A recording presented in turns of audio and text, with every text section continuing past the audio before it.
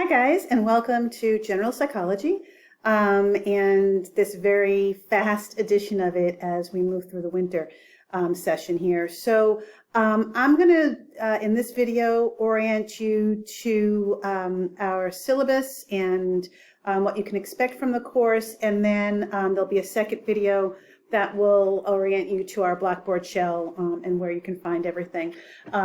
Almost everything is going to be over here in our left-hand toolbar. When you log into Blackboard and log into our course, you're always going to land on this announcements page, and you will see any recent announcements that I've put up. You can see the ones that you should have received from me recently. I will always also make sure that announcements are sent to your college email.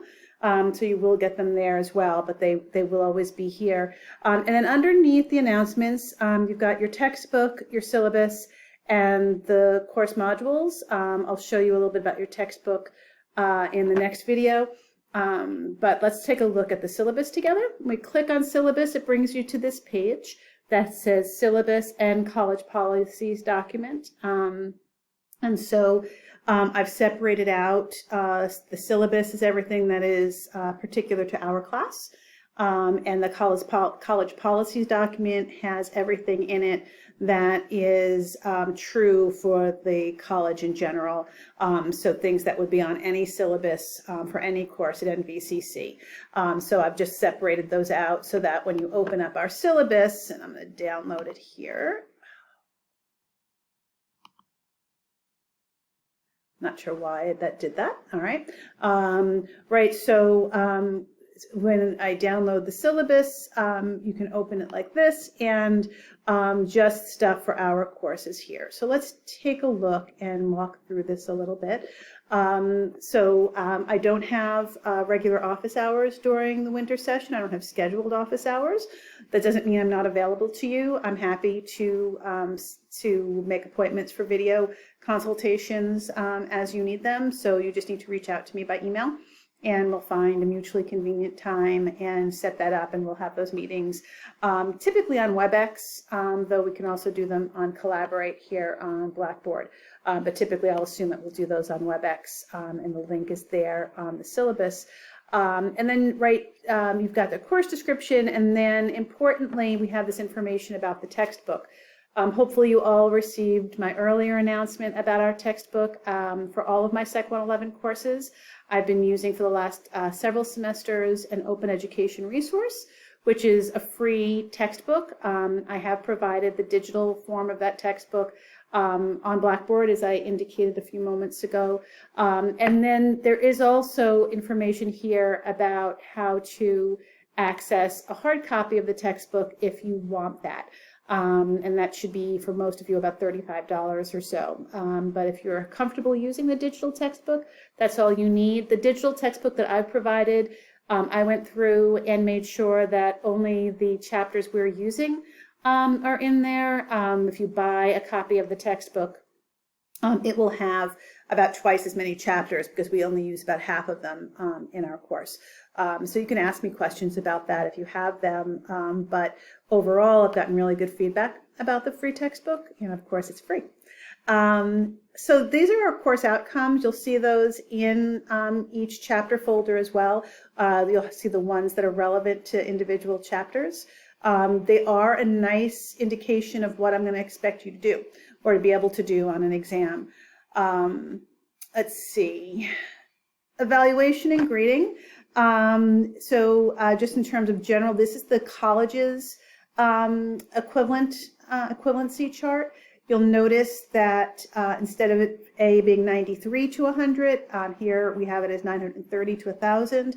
And we're going to talk in just a moment about the fact that we're going to operate on a 1,000-point scale and what that means. But this is how you're going to translate number grades to letter grades. And these cutoffs are not mine. These cutoffs are the college's.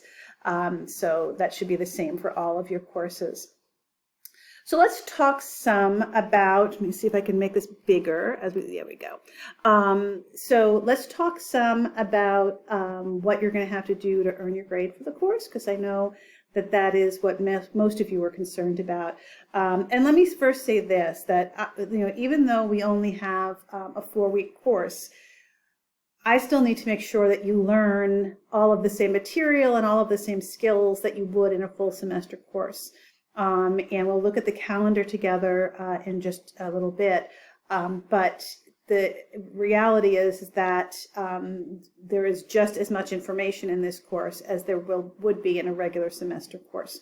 So as we talk about how you earn your grade, you need to remember that you think of grades, students think of grades as the way, kind of assignments, I should say, as how you earn your grade.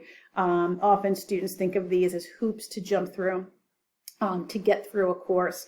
But from a faculty perspective, from my perspective as a teacher, these assignments and exams are all ways of ensuring that you learn the material that I need to ensure that you learn. And so I'm not thinking of any of these as a hoop for you to jump through or a challenge for you to meet. I'm thinking of all of them as ways of supporting your learning. And the most basic way that I do that is that you'll notice that there are lots of mostly small ways that you're going to earn your grade. This 1,000-point system, I think, is a very transparent system and a very straightforward system. And all it means is that if you look at everything that's listed here, it adds up to 1,000. And that when you lose points, you're losing them from 1,000. And that is how I think of it, that if you take an exam, you take exam 1, you get a 90 on it, you've lost 10 points out of 1,000. And you're at 990 points now. And I think that's a useful way to kind of subtract down so that you know if you're getting near what you want to be your minimum grade, that you need to do either work harder to not lose future points, or, as we'll talk about, there will be some extra credit opportunities. And so making sure to do those extra credit opportunities to kind of boost your total back up again closer to 1,000. So my overall philosophy is lots of small pieces, so that no one piece is going to make or break your grade.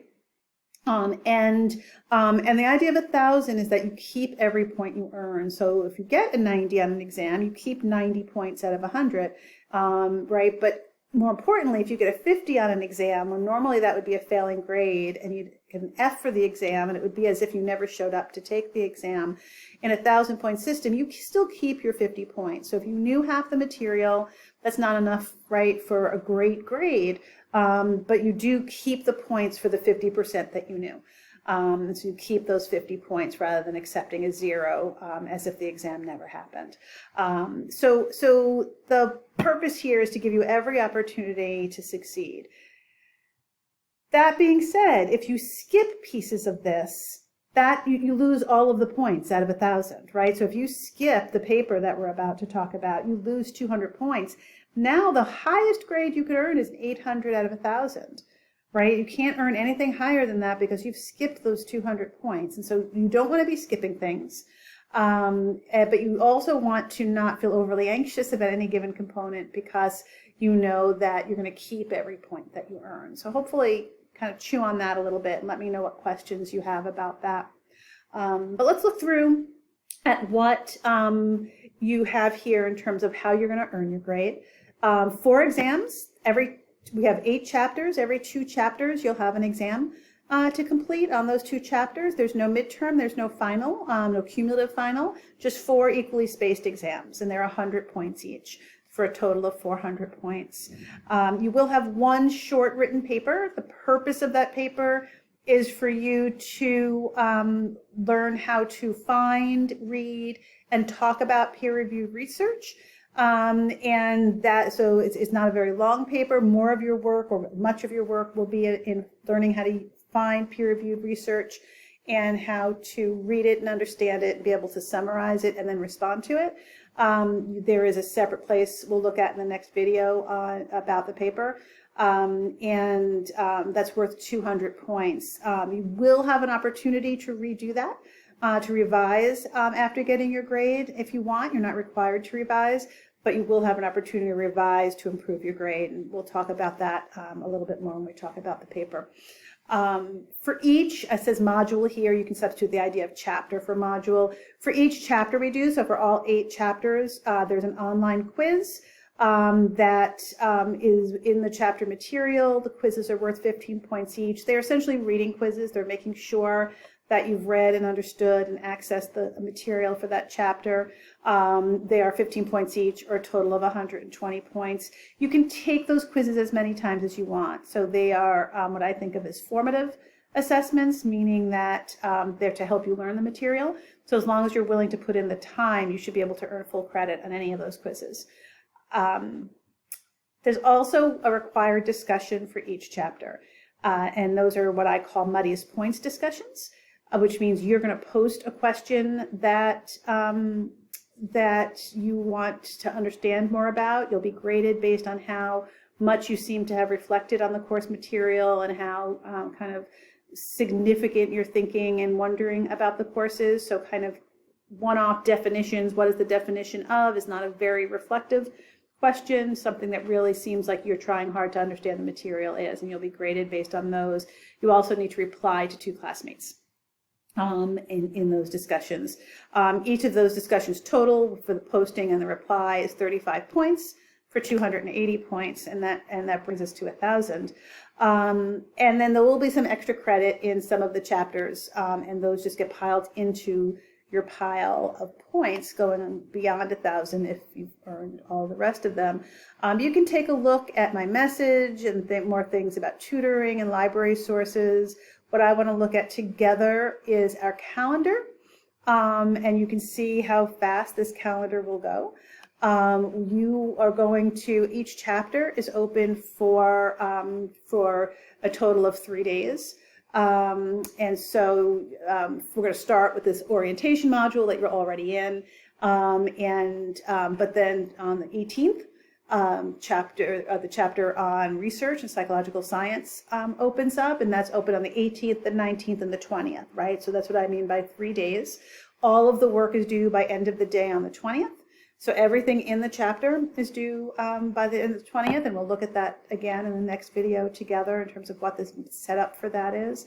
And then on the 21st, at the end of the 20th, like your access to all of that work is over, and we're moving on to the biopsychology chapter, which is open then for 3 days. So you can, kind of see how the schedule proceeds, but you can also see here, and this is the important point, you can see that there is no time off. That you can't say, if you come to me and tell me you're going to be gone for a handful of days or a week, like you're just going to miss a chapter if you are gone for more than a handful of days. You could, in theory, get everything done on the 18th for biopsychology, and then I guess get everything done on the 23rd. The 21st for biopsychology, and then get everything done on the 28th for consciousness. But the reality is that it's going to be really hard to engage with all of the material in just one day. So if you're going any place, you need to make sure you have internet access. If you don't have internet access for more than 24 hours or so, you're going to start falling behind. So just make sure that it is your intention to be fully engaged for 4 weeks. There's not a lot of time to hide in during this very short course. So you can take a look at this outline. I'm not going to go through it, but you can see kind of where things are due. And what our calendar looks like. I'm going to pause here, and we'll pick up thinking more about kind of where you'll find information and what each chapter will contain for you. Okay?